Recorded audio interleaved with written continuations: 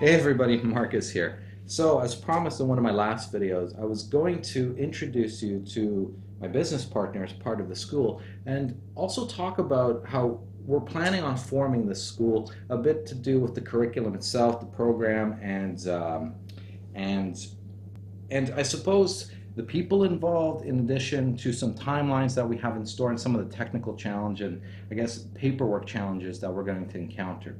So maybe before we move on, I should give you a bit of a background as to how I came in contact with my business partner. So my business partner is Dr. Brendan O'Byrne, who I have in the room here with me. Hello. And oh, hey.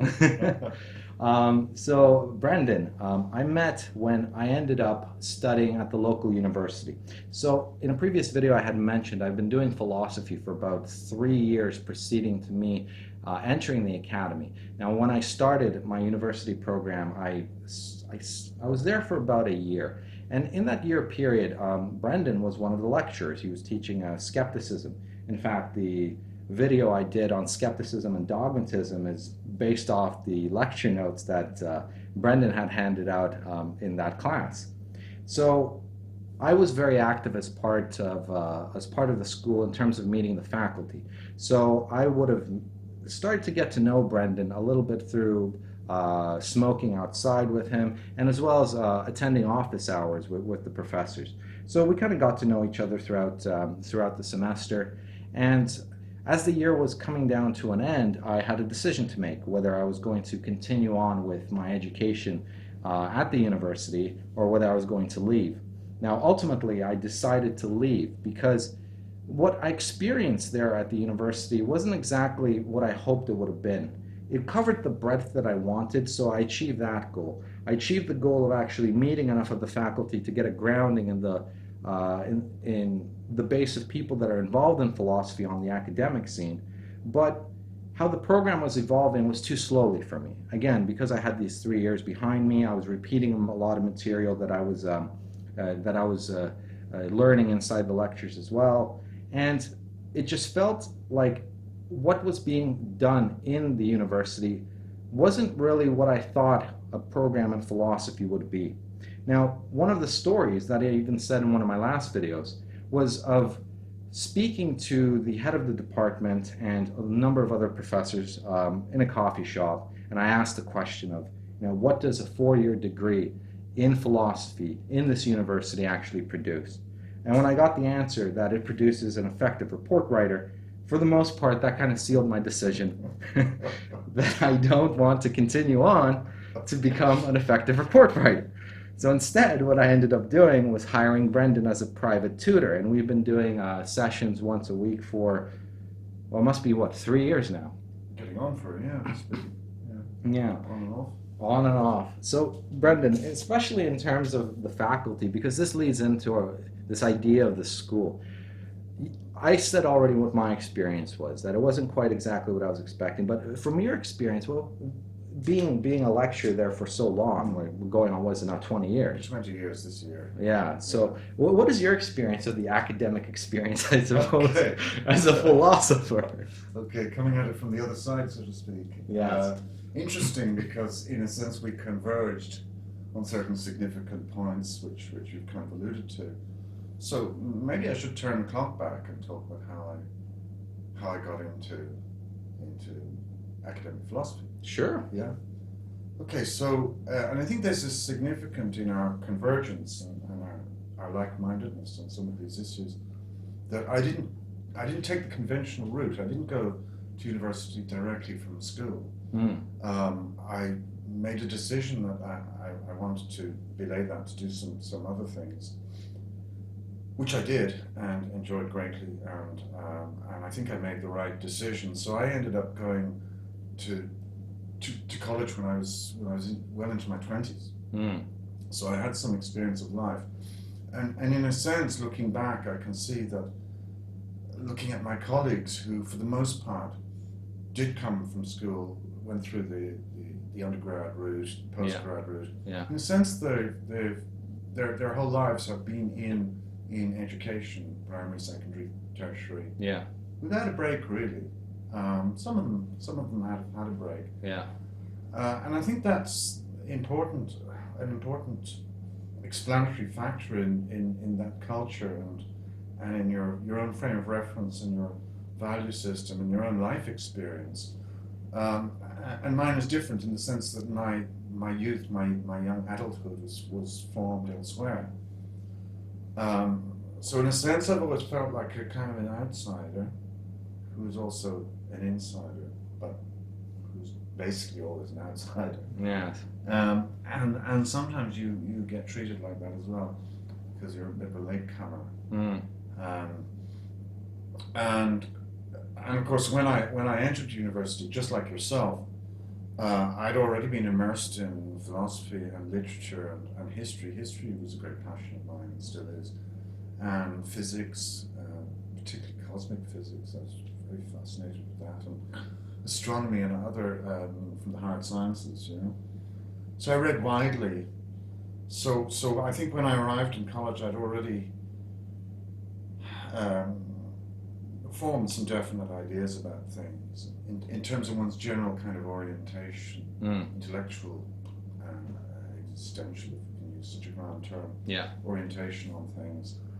And I always felt that throughout my studies and as I got deeper into studying philosophy, that there was something missing in the way philosophy is practiced in the academy these days, compared to, say, in previous times. And particularly as I was very interested in ancient philosophy at that time, that was an early specialization of mine. I mean, Greek philosophy, and to the extent where I had to learn Greek in order to read the texts in their original language. Yeah. That's how seriously immersed I was in it. Yeah. But also other topics of philosophy, other areas which I've also developed as interests, which I've taught on, like the skepticism course you mentioned, which has Greek roots obviously, but we're also talking about contemporary skeptical arguments and objections and replies and so on. What struck me that wasn't missing, say in the ancient schools of philosophy, was a kind of a direct engagement with the wider world, with the wider culture. Yeah. It tends to be roped off behind high walls. I use the metaphor of philosophy behind high walls. Mm-hmm. And it always struck me as not consistent with the original founding spirit of the Western philosophical tradition. And that somehow we've got to find a way of either getting those walls down or vaulting over them and getting into the culture and reconnecting philosophy with the general culture, particularly practical philosophy, which deals with things like ethics and political thought. And that's what I thought. Even from the student body, when you're talking about the more talented students that were in the first year as well, the ones that you could tell were going to make it through the program and most likely excel after it, they had a certain disposition towards it all. They were very attached to the books, but when you talk to them, they had no life experience. So this is all very abstract to them, and it very much felt like when you're doing philosophy, you're doing it almost like a day job, and then it doesn't follow you home. Yeah, you clock out at 5 and that's it, you know? Yeah. I mean, the very notion of professional philosopher always struck me. There's something seriously wrong with that. Yeah. You know, between 9 to 5 I philosophize. After that, well, who knows? Yeah, but it's so strange though, because these people talk about it with a certain level of conviction, but at the same time, this doesn't mean anything to any decisions they're making. Yeah. I mean, it's a bit like that saying of knowing the price of everything and the value of nothing. You know? Yes. You know, you can kind of canvass the views and you can report the positions of 10 different philosophers on a particular issue, but where do you stand on this? Yes. Let alone the question, was the original issue even something that a layperson could even get their head around without a month's preparation in advance and reading and so on. Some of these topics can get very obscure. So much so that I've attended professional seminars where really I had no idea what the speaker was talking about because it was so specialized. Yes. that was only really accessible to that particular community of people who are researching that particular topic. Yes. Now, again, I take that as a sign that something's going wrong here. And also, there's a story I'd like to tell you. While I was speaking, I was reminded of it. When I attended a talk given by a lady who came over from Cambridge, and she was giving this lecture on some topic in ethics. Now, ethics is part of practical philosophy. Yeah. Yeah. Yeah. Now, Aristotle says that the purpose of this study, meaning ethics, he says this in book 2 of his Ethics. Yeah. He says the purpose of this is not, some dry academic theoretical study.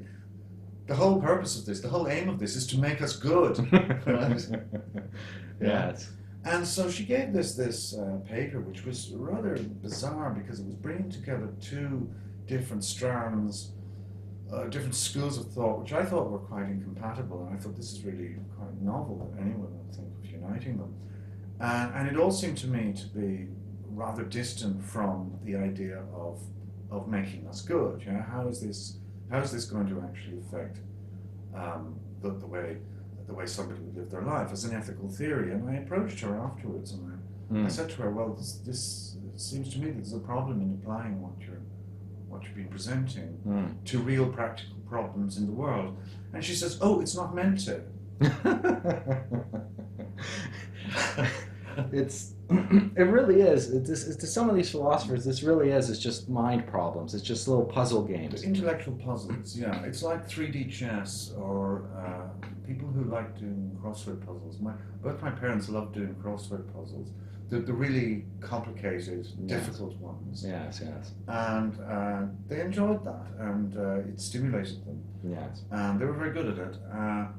But it didn't, it was just a game. It was just something you did with the newspaper on your way to work or whatever. And I think there is a tendency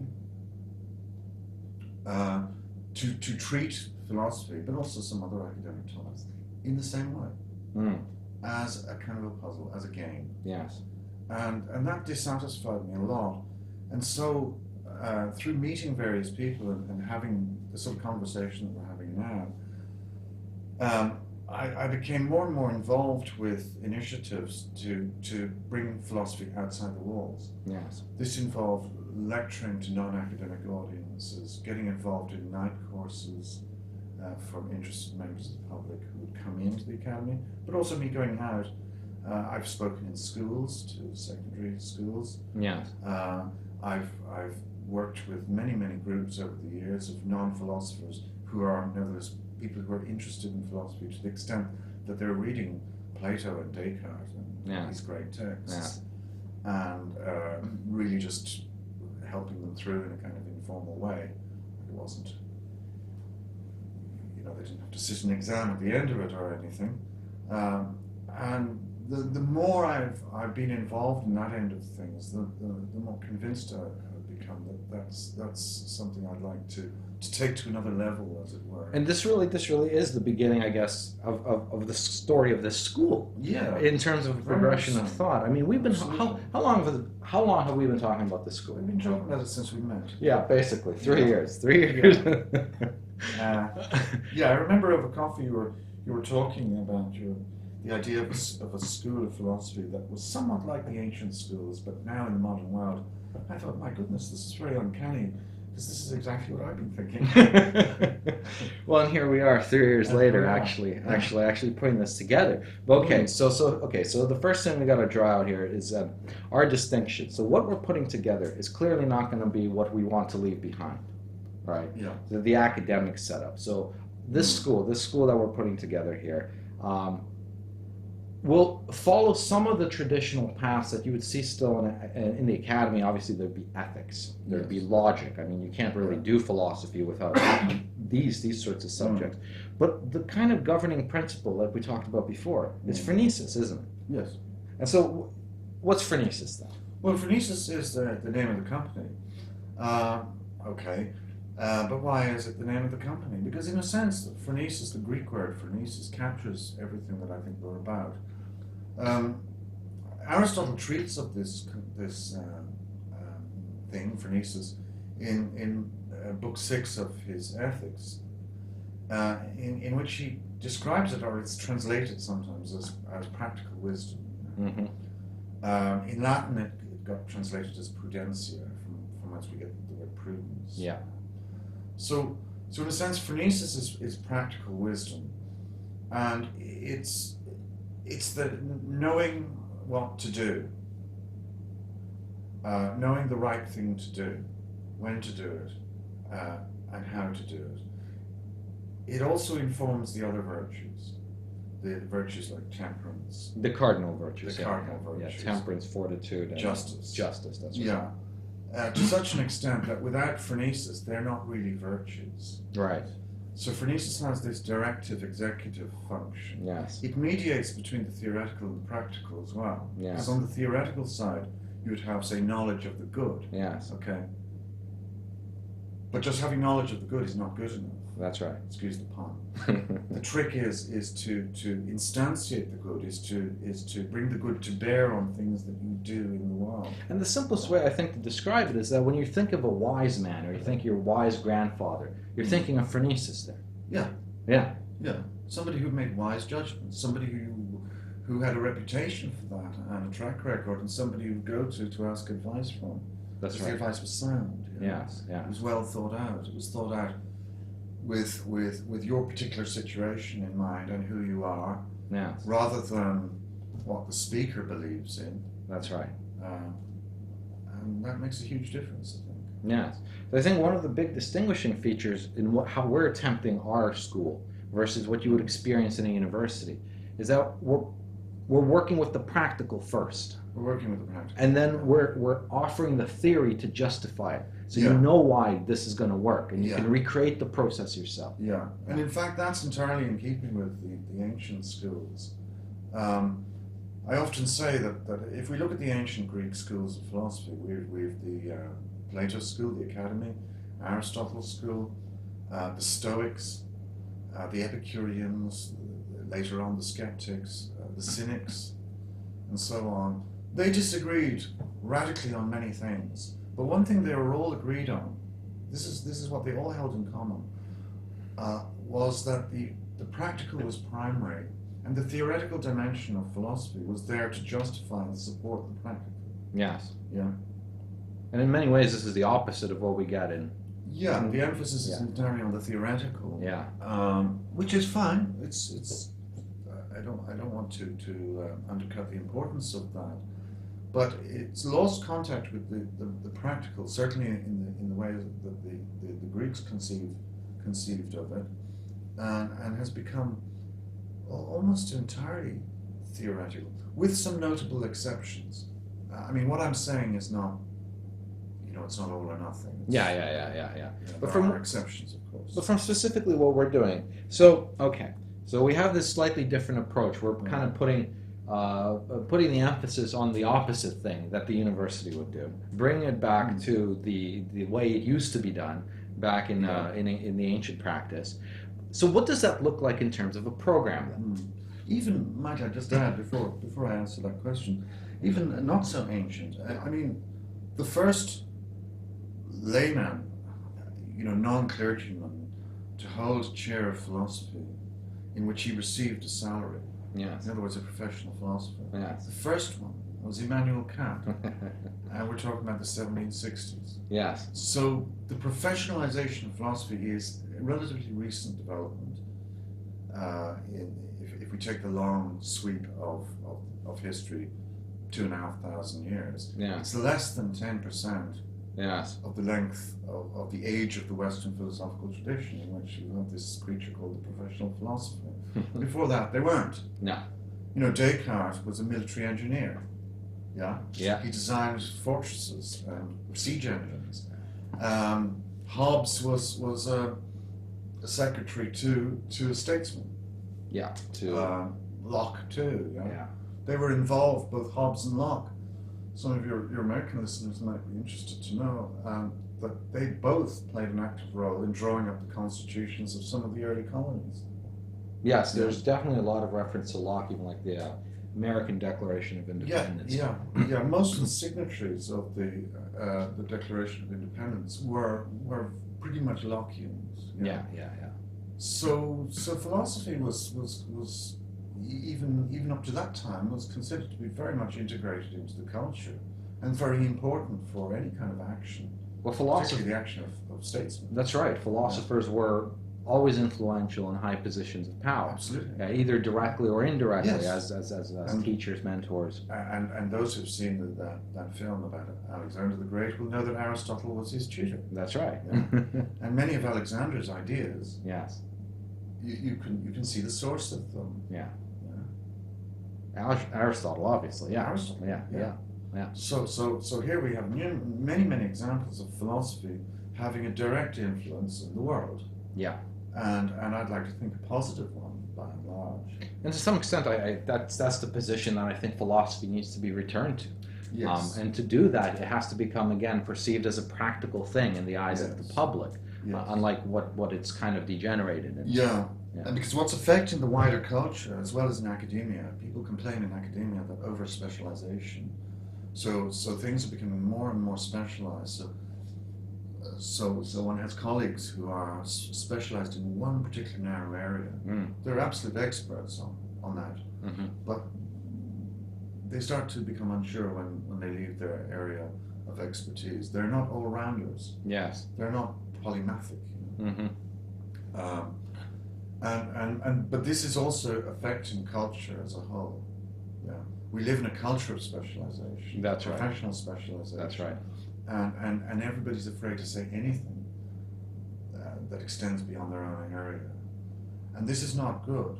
This is not good for society. It's so true, and even in my field, it's so easily observable that the video I did on how to get into software development, full stack developers, the developer that knows every aspect of the software lifecycle, of the every aspect of the stack itself, from the back end to the middle tier to the UI.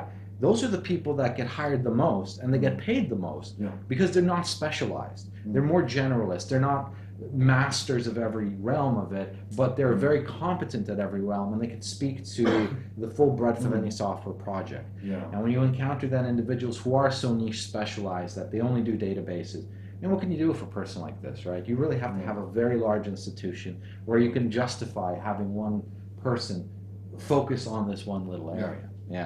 Yeah, and then you need an army if you want to use that as a principle. You need an army of specialists in order to deal with the whole.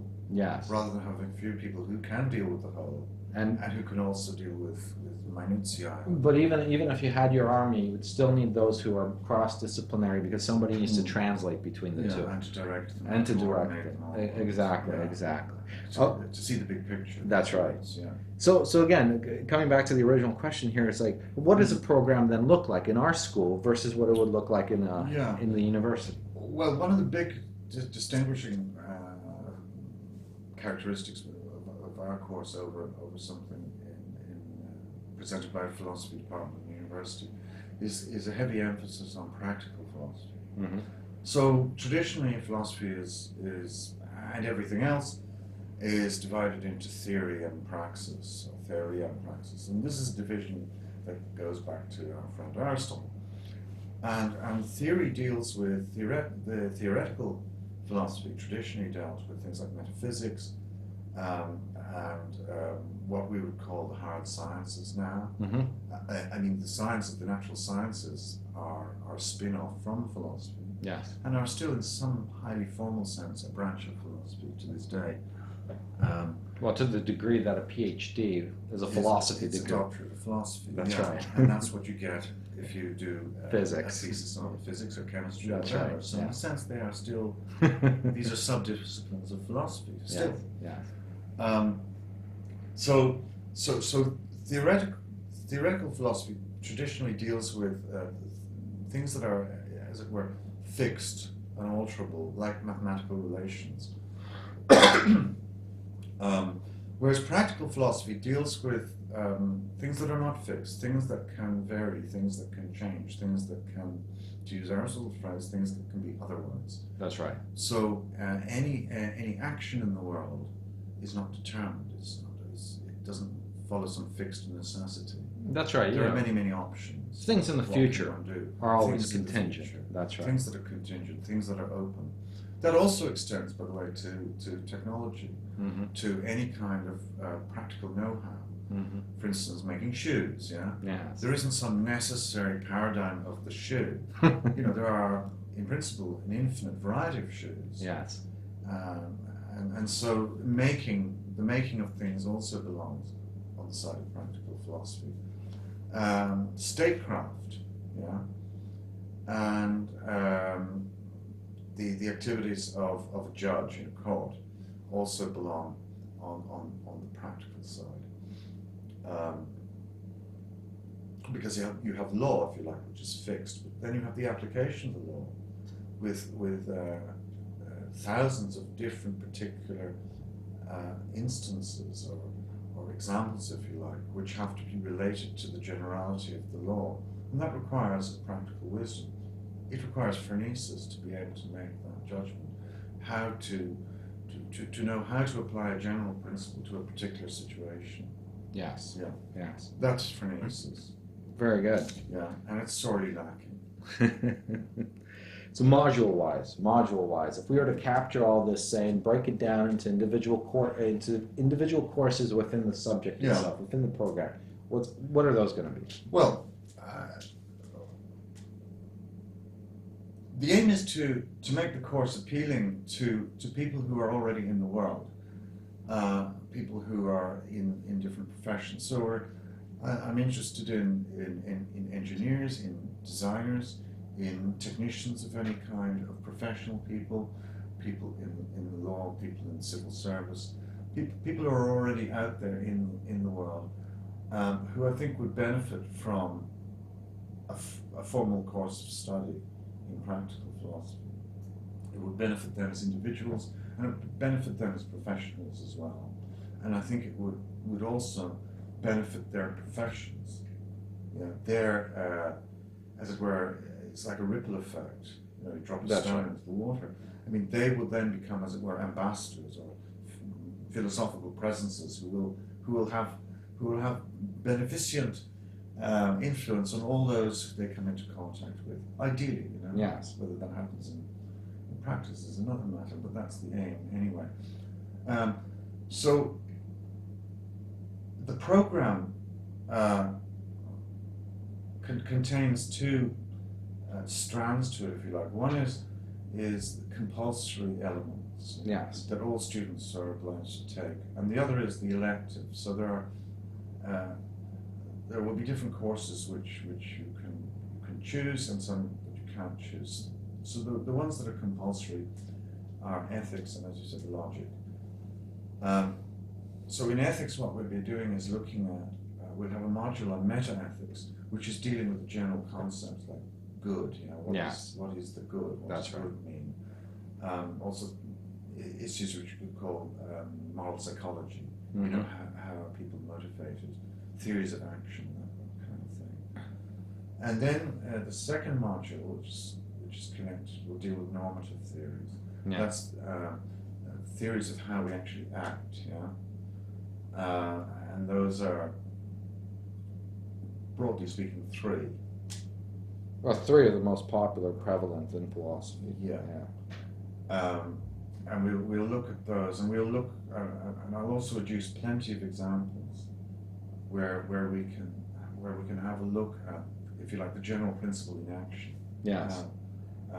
Both real-world examples, but also notional examples, as it were, thought experiments, where we test out these principles with these examples to see their strengths, but also their flaws. Yes.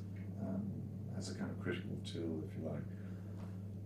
The second compulsory program is logic, and that's going to be divided into two modules. One is informal logic, and the other is formal logic. Yes. So formal logic is I suppose at least familiar to most people, in that it involves a lot of squiggles and symbols and looks like algebra. Well, that's not necessarily true. I don't know how many people encounter formal logic. I mean, formal logic, it's taught in computer science programs, so anybody studying IT will be intimately familiar with it. It kind of looks like mathematics, yes. It has its own weird symbols that do operations on Boolean operations on truth values. So you'll have a V that indicates the operation of or, this or that. The disjunctive. That's right. Yeah. And the conjunctive, which is a upside down V, which means and, so this and that. And then you have these wonderful tables you can draw out based on the combinations of values. It's math. So formal logic. Yeah. It's mathematical. Very mathematical. Mathematical in the original sense of the word, which, believe it or not, means learnable. Okay, so the Greek word mathemata is derived from a Greek verb mathanamai, which means to learn.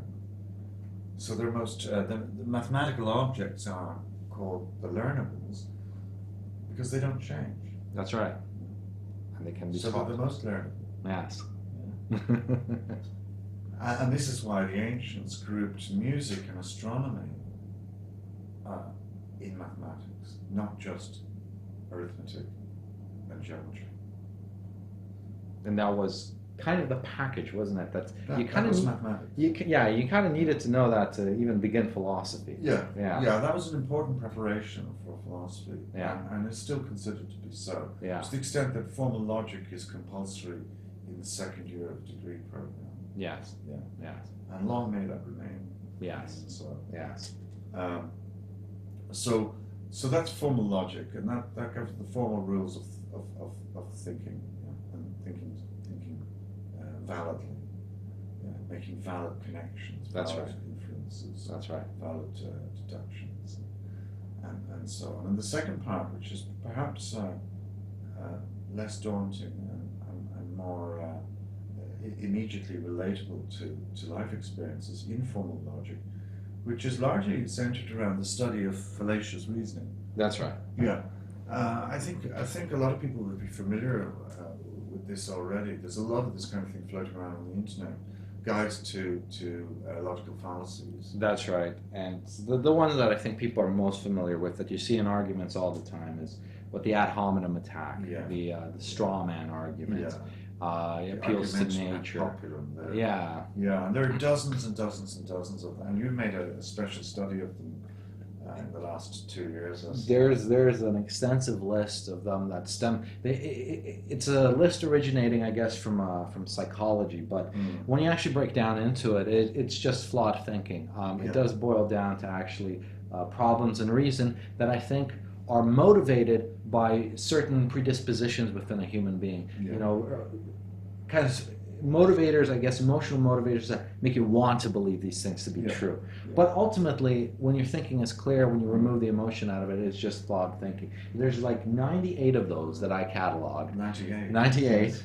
In addition to all the common families of logical fallacies. And the most common, there's like 16 of them that are probably the most common. But there's tons of these informal ones. I believe you think you've discovered a new one. Yes. My second YouTube video on my channel was my coining of a fallacy I called the appeal to etiquette, which eventually became more popular, but this term wasn't yet thrown around on the internet with tone policing, basically. When people when people make accusations in terms of the tone, the spirit you're saying it in, not what you're saying at all, but why do you have to be so mean? You know, that it's an appeal to etiquette. You're not being nice enough by calling me out on my crap. So that's my contribution to the world, though it'll never be known as appeal to etiquette because of the term tone policing. But yeah, so we have ethics, we have the meta-ethical component, the normative ethical component. That's one mandatory module. The other one will be logic. It'll have a formal logic component and an informal logic component. That'll be the second required module. Okay. And I mean, I think the value of both of these speaks for itself. I mean, just let's stick with the informal logic for a minute. Yes. You know, if you study informal logic, it means that you're being vaccinated against being taken for a ride. That's right. You'll be able to spot ropey arguments. That's You'll be able to spot when you're being sold a pump. Yes. And that in itself is worth having. Well, even an immediate example of flawed thinking is normally when you say to somebody, well, you can't prove this, right? Then the assumption is, even if I say I can't prove this, then the assumption is the opposite of the case, meaning that if I say I cannot prove there is an apple on the table, it must mean that there's no apple on the table. But that's not true, because I may not know. I can't prove it, but I don't know. So it may be false, it may be true, but it also may be undecided. Yes, and on the other hand, there may indeed be an apple on the table, and being asked to prove that there is an apple on the table is asking you to do something quite different to merely pointing to the apple on the table. That's true. That's true. I'm thinking of our skepticism. Yeah. It's the problem of the external world. Yeah, so let's not dive too deeply. No, let's definitely not go there. Yes, cataleptic and uncataleptic impressions. Yes, we'll move on. We'll move on. Okay, what do we do after? After that, electives. So again, because I'm hoping to appeal to people who are out in the world already, who are professionals or not professionals. It doesn't really matter. We have a number of electives which are designed to be of interest to particular domains of life.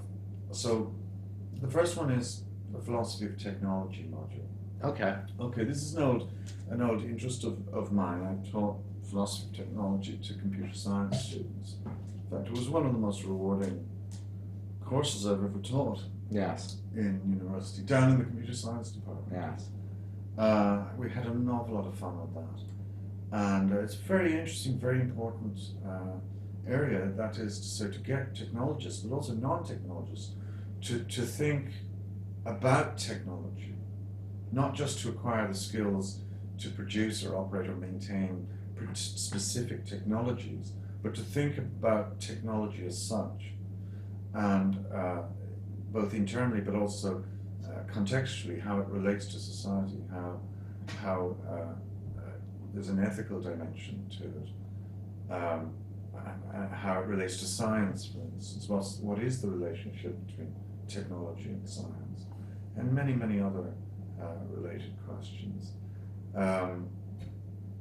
It's a higher order thinking, really. You're giving a language to the learner that they can discuss technology in a non-mechanical fashion, a non-utility-based mechanism. Yeah. If you ask somebody, what's a computer, they'll probably answer by describing the parts, describing what they do. But if you were to take away all that and describe it to someone who's never seen a computer, heard of a computer before, how would you possibly explain it to them? That would be a tremendous challenge. That's right. Yeah. And in a sense, philosophy of technology would like to be able to describe a computer in that way. Yes. Yeah.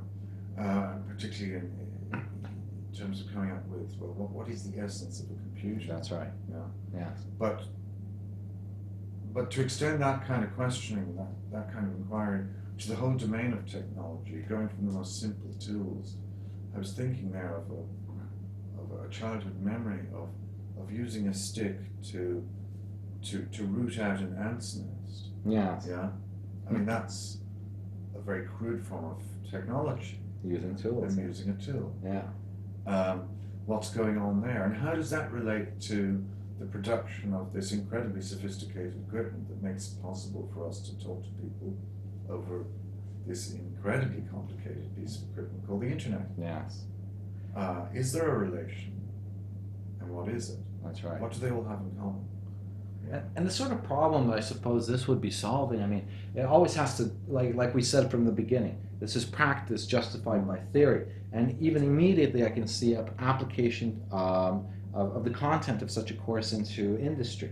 One of the major problems that executives have, CEOs, and anyone at a high level, high leadership position in any large corporation, especially technology corporation, the big problem there is always the fear of disruptive technologies. Yes. Will a new competitor come into the market that'll so change everything around that it'll destroy my business? Much in the same way that Henry Ford destroyed the coach business, much in the way that computers destroyed typewriters, much in the way the internet, online bookstores destroyed bookstores, this, what do you call it, Netflix destroyed Blockbuster, and so forth. Yes, and I was having that conversation with somebody yesterday. Yes. about video stores. South Park did a great episode Yeah. that portrayed them as haunted houses. But yes, this technological disruption, and you really won't get an understanding of how this functions. Just talking about the mechanistic aspect of it, because there's something much more deeper in play on a cultural level, on a psychological level, that can't be explained simply by the parts. Yeah. There's also a tendency, again, which is endemic in our times, to think that if we encounter some sort of problem, then the solution or the fix, it's got to be of a technical nature, technological nature. And so engineers are brought in. Yes. But very often engineers are put into the position where they're saying, look, your problem is not a technological problem. It's not an engineering problem. Yes. It's another kind of problem, which we don't deal with. You don't need us. You need some other kind of person to deal with that.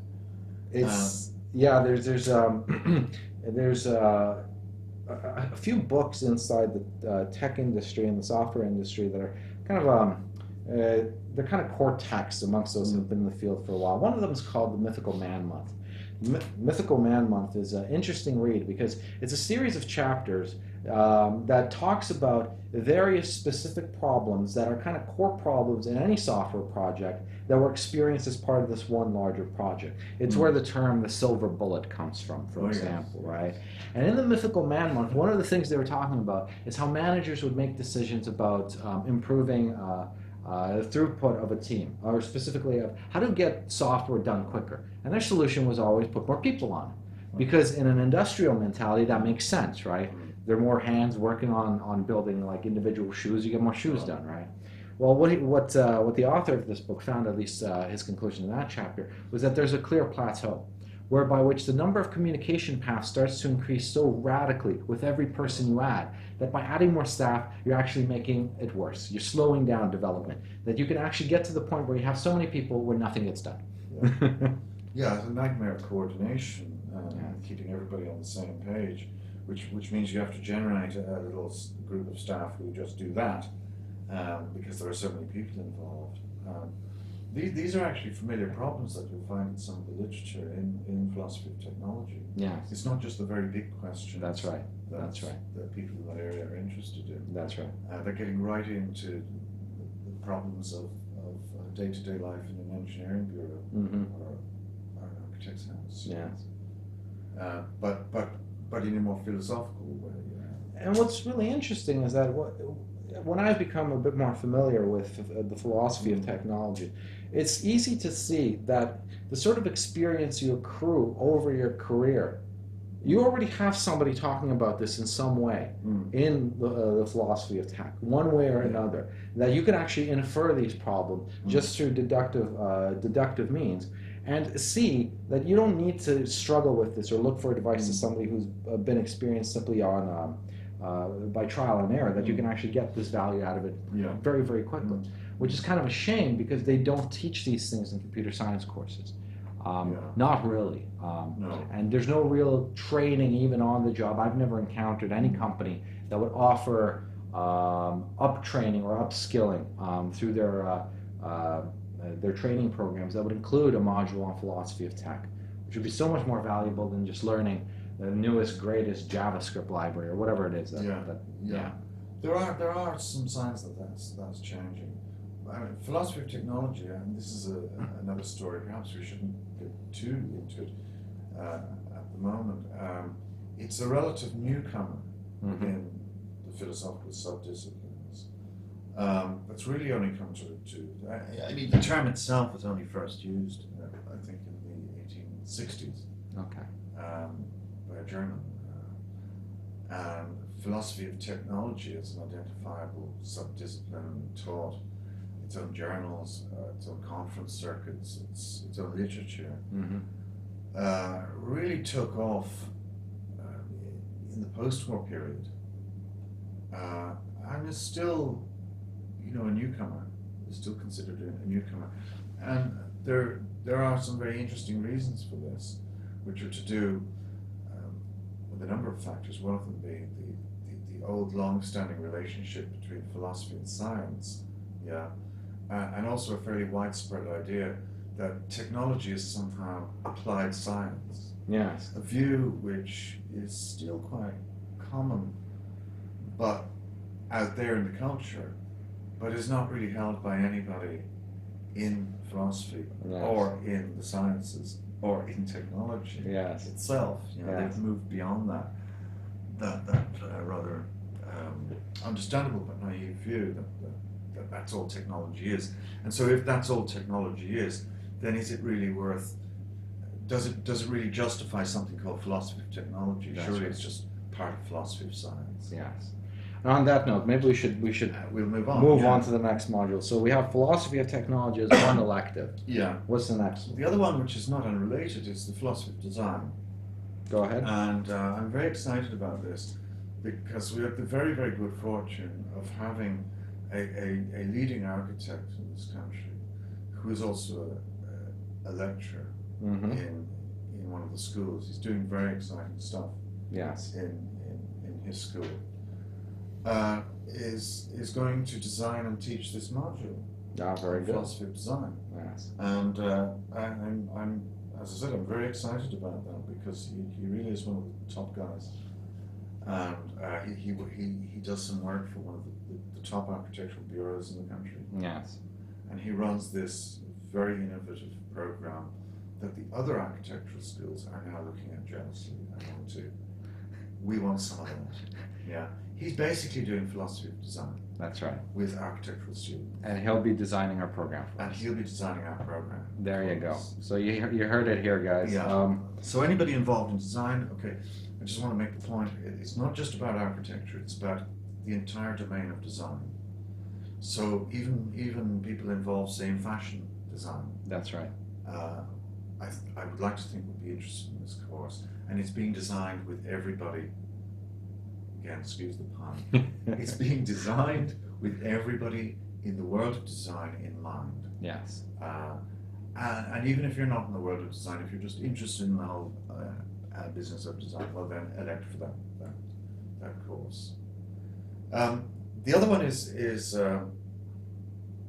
well, there are three more at the moment. There's the philosophy of education, which is presented by a very experienced person who has lectured on philosophy of education in a teacher training college for a number of years. And in fact, I got to know their course when I was appointed the external examiner Mm-hmm. to that college. And being the external examiner involves not just looking over marked exam papers at the end of the year to make sure everything's fair and square Mm-hmm. and that there's a consistency of marking criteria being applied, but also evaluating the course itself. Mm-hmm.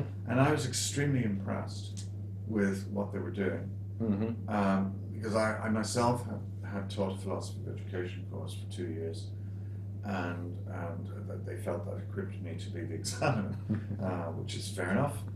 And I was extremely interested in and impressed by what they were doing, and I think again she will be designing a module which I think is as good as it gets in philosophy of education pedagogically, and that would appeal to anybody. I think again the criterion there is to anybody who's involved in education or training of any kind. That's right. Would find this interesting and useful. And this would be very applicable as well to team leads, people that need to Absolutely. mentor. Yeah. So in Yeah. any tech field, even when you have a team of any Yeah. sort, you need to transfer knowledge. Yeah. This would work. Yeah, so that's theory of education and related topics. So yeah, that's quite a wide sector of people. As you said, team leads right through to school teachers, to lecturers, to even people training. Your driving instructor, That's right. yeah, Yes. might find interest and benefit in it. So that leads on to the other two. And these are the philosophy of culture and the philosophy of media. And those are two somewhat interrelated. They're somewhat interrelated. The core of the philosophy of culture module is a multifaceted, multi-directional philosophical analysis of consumerism. That's right. Yeah, because consumerism really defines culture of our times. Not just in the overt acts of consumption, of going shopping, of commercial exchange, but the kind of thinking that makes it possible to engage in shopping. That's right. As a normal activity. Yes. Is applied to other areas of life. Yes. And again, there's an enormous literature on this and a great deal of interest. I think that's been generated over the last few years because I presented a couple of seminars, both in the academy but also outside with non-philosophers, and it generated so much good feedback, so much interest that I am in fact writing a book on consumerism at the moment. I've taken a bit of a pause with it. It's a little bit of a side project, but that was really born of the urgings of the people I was talking to, and in fact some feedback I was getting from some articles that were published on this line, which were directed towards general readership, was very, very positive. And because of the centrality of consumerism in all our lives, whether we like it or not, I think it merits a module of its own. And finally, philosophy of media. Again, I think this is kind of obvious, that media is a very, very powerful force in modern society. It's essential. That's right. For the running of modern society as a conduit of propaganda. Now, I'm using the word propaganda here in a kind of value-neutral sense, merely the mass propagation of views or of opinions or beliefs that the propagandist wants adopted. That's right. Yeah. Which is a form of high-tech rhetoric, really. It's rhetoric. Yes. So I say value-neutral because, for instance, let's say a big advertising campaign to encourage people to brush their teeth every day. Yes. Yeah, that's propaganda. Yes. But who would argue that this is a bad thing? Yeah. Yes. It's propaganda just as much as trying to influence a whole population to support a dodgy war effort. Yes. You're about to enter it. Yeah. It uses the same principles, you know. So in that sense, I use propaganda neutrally. Yes. Yeah. So that course centers around studying media in terms of propaganda, and as you rightly said, at the core of that is the study of rhetoric. Yes. Which is a very old discipline. That's right. Again, invented by the Greeks, which is the study of what they meant by rhetoric is speech that persuades by appealing to the emotion. Yes. Not to reason. That's right. Yeah. Which I think a lot of people understand that's a lot. That's what sways votes, for example, in elections, right? People make promises on things that are close to people's hearts, not their minds. Yeah. And this would appeal a great deal to not just marketers, but entrepreneurs, any people who need to present an image of some sort, even for self-image, for self-promotion. If you want to be like a model or something, this would help you out in terms of a promotional fashion as well, how to present yourself, how to speak towards it. Yeah. But the one thing I find interesting, going back to time... But also to, as with informal logic, to vaccinate you against... yes. Yeah, and to be able to distinguish, if you like, the good message from the bad message. Yes. So a teeth brushing campaign is pretty innocuous and not something that anyone would feel strongly about objecting to. Yes. I think we can all say it's a good thing. Yes, right? yes. On the other hand, using those exact same tools and technologies to persuade people to do something that really is against their real interests. Yes. Like get involved in a costly war, for instance, or some radical policy decision that's going to change that society. That's right, or even the rhetoric that is used usually every year, some sort of big disease is going to kill everybody unless vaccines are taken up. Yeah. There's swine flu, bird flu, Africanized bees. I don't know if they had a vaccine for that, but there's always some sort of scare, Yeah. So I think a course like that is again, the philosophy of media means that we're going to take a step back and look at the whole media in a very clinical, objective way to see how does it work, and what and particularly how does it work at the level of the emotions, because that's where the action really is in terms of persuasion. Yes. Yeah, people are remarkably resistant to rational arguments. You've been on the internet. Yeah. I mean, we all are, right? Yes. Yeah.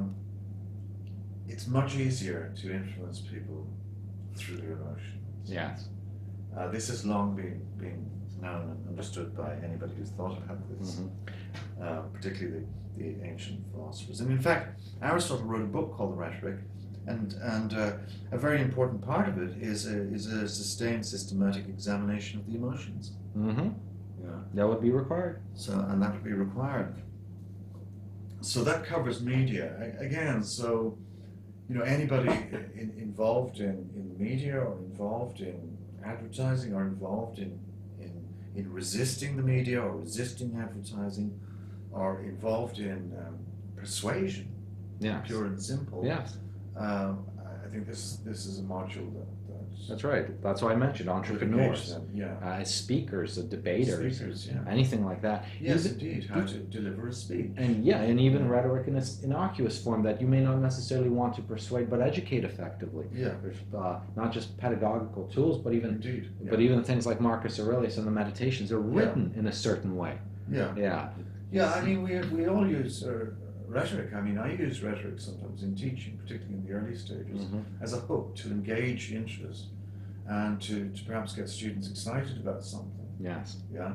Instead of beginning with the very dry abstract stuff, which they're going to get later on. That's right. Once I've hooked them and reeled them in with the rhetoric. That's right. And it's very effective, I think. Okay. But it's a two-edged sword, That's the right. wrong hands. Yes. It's deadly. Okay. So one thing I did want to come back to is the philosophy of culture component, because this is something we talked about. And this will be not just about consumerism, but any elements of culture and the sort of phenomena that are overflowing. Yeah. And one of those things is MGTOW. Yes. Well, I am very excited about. I mean, I was introduced to the whole concept of MGTOW by your good self. You opened up this whole world to me. Yes. That was going on there out on the internet. Now, I had already known something about the plight of men in contemporary society, particularly younger men. Yes. I'd formed a lot of my own thoughts about that, many of which are not a million miles away from the kinds of things that get discussed in the MGTOW community. Yes. So it was very interesting to discover this as a phenomenon. Yeah. And of course, it makes complete sense. Yes. If the legal environment is toxic, then there are certain things that a guy has to do or not do. That's right. And if he continues to do those things, I wonder. I mean, since I've been reading this stuff and listening to videos and talking to you about it, whenever I pass a church and there's a wedding going on, I saw a wedding. I see. What is wrong with this guy? I saw a wedding just 2 days ago, and as I passed by, I made the sign of the cross because we've lost one. Okay, but the reason I brought it's an appalling situation. We make light of it, but the reason I brought it up is because of what we talked about. That the philosophy of culture course is a place you can actually write a philosophically sound essay. If you can defend a MGTOW thesis, that will be accepted as a gradable paper. Well, I think this is very interesting and very important, and it's something I think that we're doing something new here. I don't think anybody in the philosophical world has taken up this phenomenon. That's right. And thought about it. That's right. I can't think of any philosopher in any university anywhere in the Western world who's directed his or her attention to MGTOW. It would be complete poison. The only thing remotely close to that in that field is evolutionary psychology, which is also suppressed to some extent if it draws the wrong conclusions, and feminist philosophy, which is not something that would ever cover MGTOW in anything other than a very bad light. Yeah, yeah, that's right. Yeah, so they are aware of it. I think some are aware. Just about. Yeah. But nobody has actually gone into it and considered the arguments. That's right. first of all, here's the situation. Objectively, this is the legal social environment in which we are living. That's right. Men and women both. That's right. And let us look at human nature. Let us look at what differentiates the male from the female, men from women, and see how that plays out. When you start to dismantle certain ancient and universal structures, Yes. social structures that were very wisely designed by our ancestors in the dark and distant past, Yes. to manage and contain Yes. this very powerful biology that's Yes. going on, Yes. and you start dismantling that, Yeah. trashing it. Yes. This is what happens. That's right. And I think this is something that Phronesis is very lucky to be in a position where we can be the first, as it were, That's right. to deal with this. That's right. And to deal with it seriously. Mm-hmm. Yeah. Which is exciting times because Yeah. this is the first time MGTOW would be explored in an actual academic setting. Yeah. Yeah. So we will have, within the philosophy of culture module, we will have a couple of lectures on let's call it gender studies, just to be fashionable. Okay. Yeah. We'll talk about that name, but Yeah. sure, let's call it gender Well, look, studies. they haven't trademarked that name, so I think we can use it because it is gender studies, is it not? Well, I think we're one of those types that aren't exactly asserting that gender is separate from biology, so maybe it doesn't fit their paradigm, but sure, let's go for that. Let's just say that. Yeah. Yeah. Okay. So we've covered the two core modules. So the two prerequisites being ethics and logic, and the four, was it 5? 6. Technology, Technology, design, culture, and media. Yeah. And then there's a fifth, and I think we discussed this recently, and that was the idea of a great text, a kind of fun element. Okay. That's right. I'm making light of it, but that a list of great texts, That's great right. books Yes. from the philosophical tradition would be presented, and the student would have the option of picking one of these books to read over the course of their studies, and perhaps write one essay on it. Yes. And there might be 1 or 2 questions on it in an exam. So what's going on here is developing what we call hermeneutic skills of interpretation, of how to read philosophical texts, how to read serious texts. It's not the same way we read the newspaper or read a novel. I think somebody used this image once, which I like very much. That when we read a novel or we read a newspaper article, an op-ed piece, Yeah. it's like flying over the countryside, looking out the window at the landscape as we're passing by. Mm-hmm. Yeah. Whereas reading a text the way a philosopher reads it is that where we're down on the ground, walking across the same landscape. That's right. Slowly, Yes. taking it all in, looking That's right. right and left. Yes. So it encourages and develops those skills, interpretive skills, of how to read a text. Yes. And also, I think it's just very enjoyable to read these texts, whatever they are. So, for instance, we might have Plato's Republic, Mm-hmm. or Aristotle's Ethics, those Mhm. obvious choices, and then some more recent Mm-hmm. texts of that quality and caliber. And I think that's pretty much it. Yeah. So that would be kind of the That's a offer. lot. It is. So the 2 prerequisites and the 5 electives as a Yeah. part of it as a program. Yeah. Maybe let's talk a little bit about, and I think people would like to know about the whole accreditation aspect of it. Yeah, this is horrendously complicated, as everything is these days. All right. When you deal with officialdom.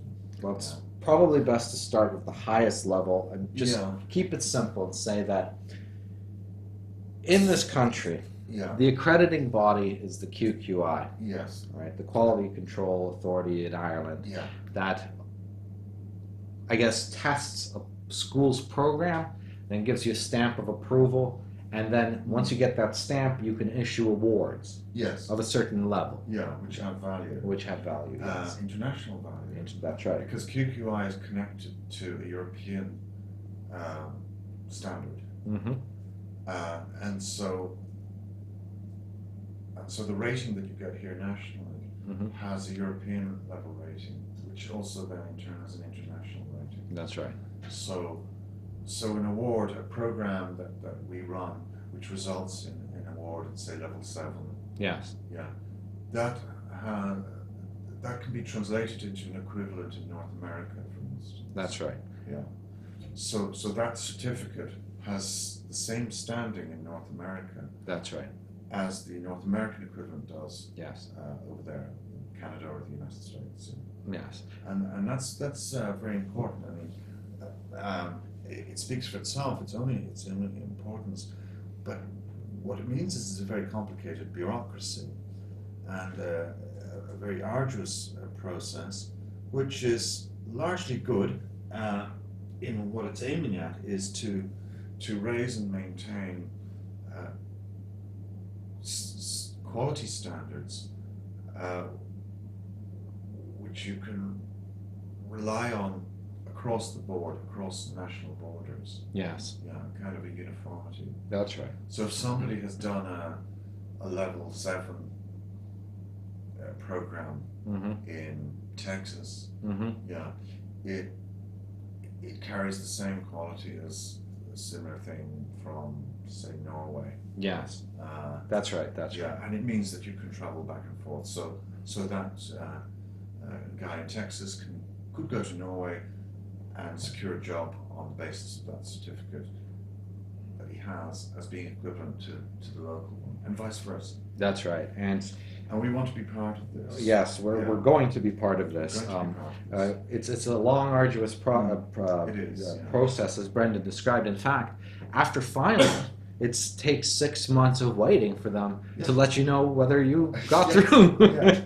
Yes, they said 25 weeks from submission. Yes. Now, getting to the point where you're submitting is itself a wonderfully complicated and time-consuming That's right. and rather Himalayan That's right. undertaking. But the good thing, at least, is that all the submissions are governed under the Freedom of Information Act, meaning that anyone can actually see these things, so we can leverage off of it. At the same time, anyone interested in our school, if they're really interested in the really nitty-gritty details of how we're running this school, can petition and pay their €15 fee and get our entire program as we had submitted it. That's it. The whole thing is extremely transparent. That's right. And in fact, part of my preparation is to look at existing programs in other areas. Yes. Just to get some sort of guidance into how they went through the whole process. Yeah. And I mean, everybody's there. Everybody from the local the certificate in hairdressing Mm-hmm. or pedicure. Right up to PhD programs. It's all covered. That's right. Yeah. Every award issuing institution in Ireland, or at least pretty much all the ones that weren't declared award issuing by some sort of royalty, are governed under the QQI. That's right. That's right. So and that's where Phronesis is going. and that's what the school's going And to that will give us international validation. That's right. A certification. That's right. Okay. So maybe It's very important. let's talk about levels, right? Yeah.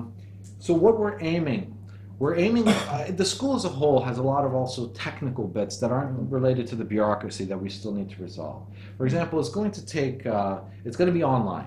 Yeah. The entire program that we're offering is going to be online.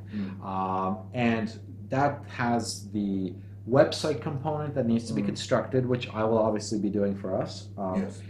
That's going to take a bit of time, and that'll be our first big win. I think we're gonna get that done. Students then will be able to register, and we'll be able to start offering modules, some of these modules by that time frame, to pretty much whoever is interested. Then our next kind of big milestone is the actual accreditation itself, Yes. which is going to be probably almost a year from now. Yeah. Ideally, based on current estimates of progress, the whole thing could be done and dusted this time next year. Yeah. Okay. And That's to say, more or less 6 months lead in and then a 6 month waiting period. that's right.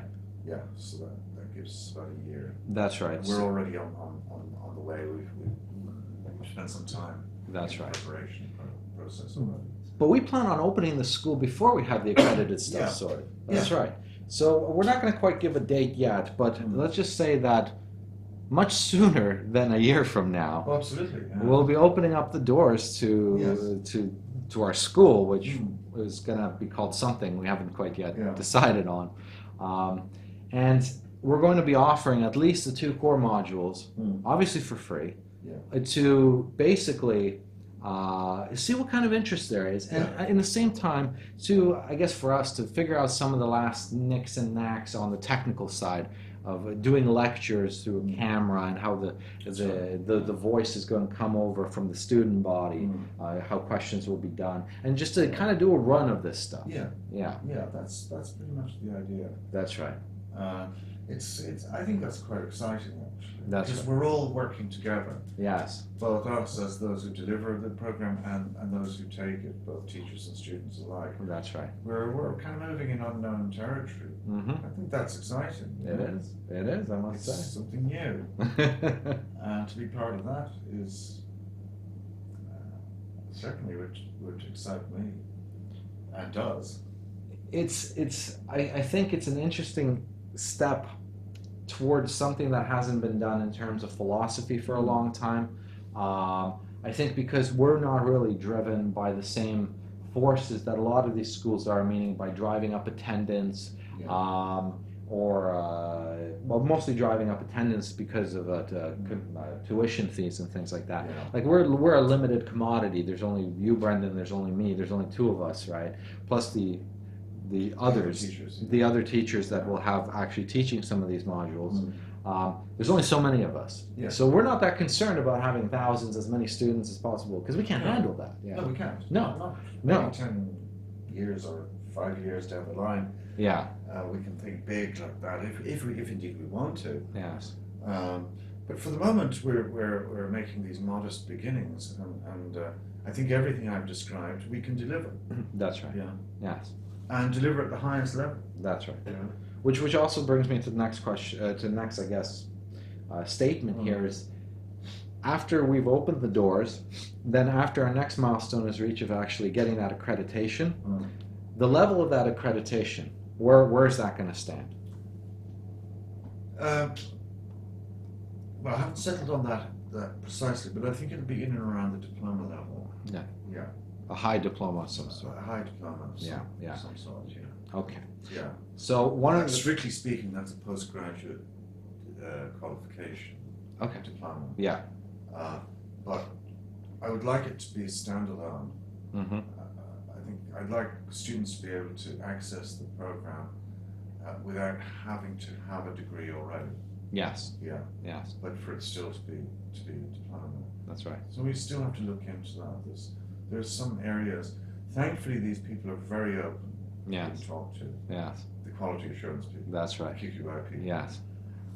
So I have a growing list of questions which I'm going to be Yes. putting to them. Yes. And that's one of them. Yeah. Yeah. And one of the things why I bring this up, because originally when I had advertised the school, I was talking about an actual university degree.